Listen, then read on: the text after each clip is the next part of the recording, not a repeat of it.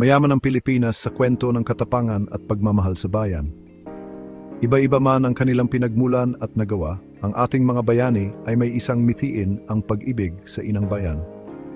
Ang kanilang mga kwento ay hindi lamang mga pahina sa ating mga libro, kundi mga tanglaw na nagbibigay liwanag sa ating kasalukuyan at gumagabay sa ating kinabukasan.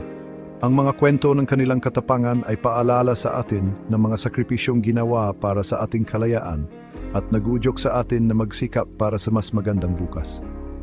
Simula pa nung unang lumaban ang ating mga ninuno sa mga mananakop, ang diwa ng Pilipino ay diwa ng katatagan. Ito ang diwang hindi sumusuko, lumalaban para sa tama at hindi natatakot sa hamon. Ang diwang ito ay buhay na buhay sa mga bayani na ating nakasalamuha araw-araw, ang mga guro na nag-aalay ng kanilang buhay para sa edukasyon ng mga kabataan, ang mga doktor at nurse na walang sawang nagliligtas ng buhay, at ang mga ordinaryong Pilipino tumutulong sa mga nangangailangan.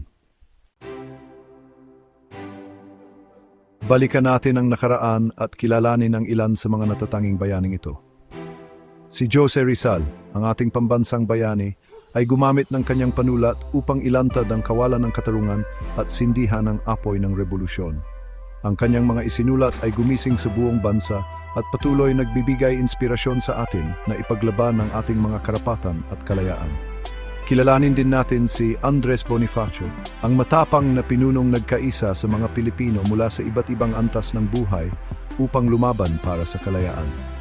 Ang kanyang matibay na paniniwala sa lakas ng sambayanang Pilipino ang nagbukas ng daan para sa revolusyong nagdulot ng ating kalayaan.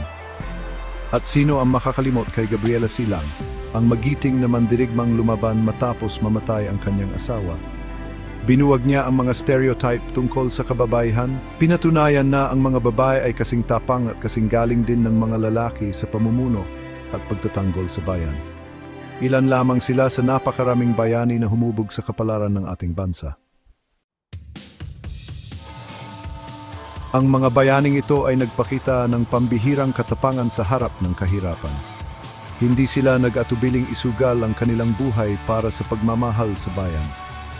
Ang mapayapang pakikibaka ni Rizal para sa reforma ay nauwi sa kanyang pagkamatay, isang patunay ng kanyang matibay na paniniwala sa kanyang mga prinsipyo.